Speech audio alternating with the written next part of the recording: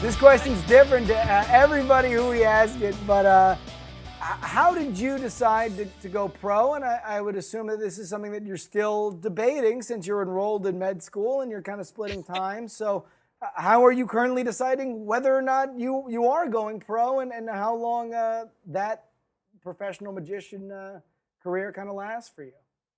Yeah, I think there comes a point in every performer's career, I guess you could say, that when they see how they're impacting other people and how it feels to them, and from that, I think you get a sense of whether this is something that you need to be doing. I know that, I don't know if I would feel complete, so to speak, if I wasn't doing this. It's just something that I love to do. It's something that makes me feel wonderful and feel alive and feel like I'm accomplishing something wonderful.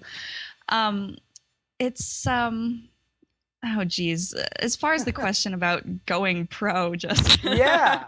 I mean, magic is a business like any other. Uh-huh. You know, especially for me, it's like right now there are so many opportunities that are coming to me, and I would be foolish just to pass them up. You know what I mean? So, yeah. Just to be like opportunities in magic. Yeah. Yeah. I think that for other performers, if they can start to look at what they're doing as a business, instead of, just a hobby or, whatever part-time thing they might be doing, if you really look at it from a business perspective and you have all the components of how you're going to market things and, I think that if it's something that you really want to do, then you'll have no problem with putting all of your energy into it, and you'll be successful because, if you put a steady flow of energy into your art, into your profession, there's only one way to go, but straight. All right. So you would say at this point, looking at it from a business, that you're in the business as long as business is good, right? Well, from that same line of thought, you kind of make your own business too. So, okay. Yeah, I mean, business is great right now. You know what I mean? And like I said, I got to look at different things that are happening in my life, and it's okay to have phases in your life. It's one thing I talked about with my school. You can take a little bit of time off and take advantage of things that are happening. Yeah. And just, it's important to see where life takes you, I guess, and just go with the flow. It's a roller coaster ride. Well, and this might be a bit of a difficult question. I'm sure it's something you thought about though. But let's say things continue to go at the trajectory that they have been for magic, and these opportunities that you really can't pass up continue to make themselves available to you. Is that something to put off the med school thing indefinitely, or is there like a time frame that you say, at 2 years, listen, I got to start taking this medical school thing seriously? I mean, is that something that I'm sure it's something you've thought about? Yeah, well, this is something that I've learned. When I was in pre-med, I was in a program, it was a 6-year program where you're just made to go through the thing, and it's like a factory, they crank these things out, and you're a doctor in 6 years, like bam. And that was the great thing about it, because you're on this fast track. And so I was so focused. I thought to myself, that's the reason why I'm in this program, so that's what I'm going to do. I'm not going to take a year off. And then this opportunity came up. Yeah. And so I talked to the school about it, and how would you feel, if I took a little bit of time off for this? And they said, we think it's wonderful. Yeah. We think it helps you develop as a person. It helps make you the doctor that you're one day going to be. You need to have life experiences. You need to experience Los Angeles and how, things are what they are. Yeah. And it makes you the person that you need to become. It develops character, okay. And that's half the battle in becoming a doctor. It's not all just studying. It's not just knowing biochemical pathways, It's about who you are and how you're going to relate to people, just like in magic, because that's what a physician does. I've learned that it's okay to take time. Yeah. It's okay to take time. I know that medicine is going to be a part of my life no matter what. I know that I know it for sure.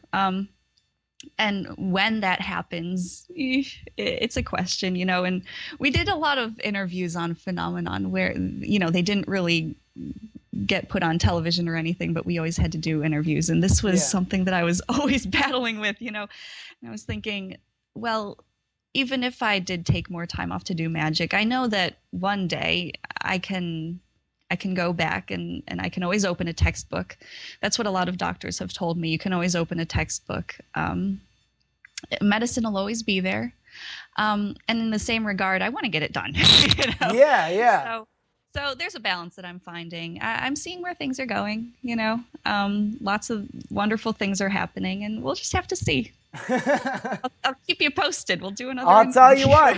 I think maybe it's just because you're in a battleground state, but a very political answer from Angela Funovits.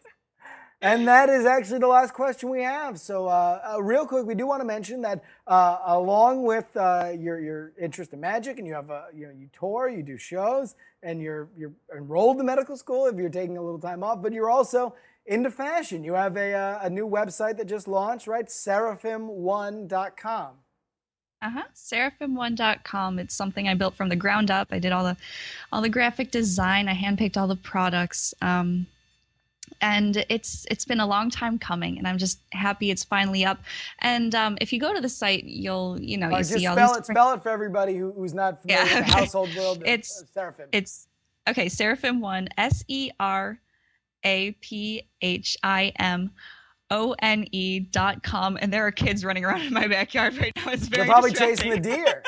They probably are. They're playing tag with the deer, I think.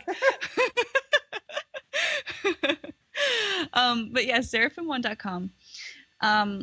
And I'm also coming out with a couple of fragrance lines. And something funny that you pointed out, you do not design the clothes on Seraphim One. Right. And then I thought, okay, well, you also have fragrances listed. I guess these are other. And like, no, I'm actually chemically designing the fragrances, just not that complicated, sewing thing. That's crazy. Yeah, well, I mean, the fragrance thing has been a long time coming too. I started that project probably like 2 years ago, and it's been so much research and so much.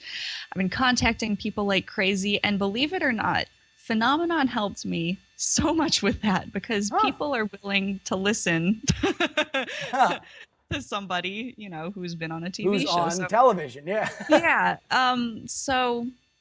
So it's been a long process. It's been a very busy and hectic process, contacting all these people and developing a brief of what I want this fragrance to be. And I developed the fragrances myself. So if for the people that actually end up using it, I did it. This is from the brain of Angela. It was many months of trial and error, and I learned so much in the process. But it is something that I've put a lot of effort into, and I love the prototype that we have right now, and it should be out very soon. We're working with our packaging company right now, and we're just trying to get everything in order. So well, I think anybody who's watched this interview can surely agree that you really need to get a little bit more ambitious. That you should stop just sitting around.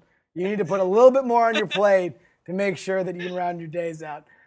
Thank you very much. Of course, the website's Seraphim1.com. And Angela Funovits, you've been a fantastic guest. You always are for us. And thank you for being on iTricks. It's my pleasure.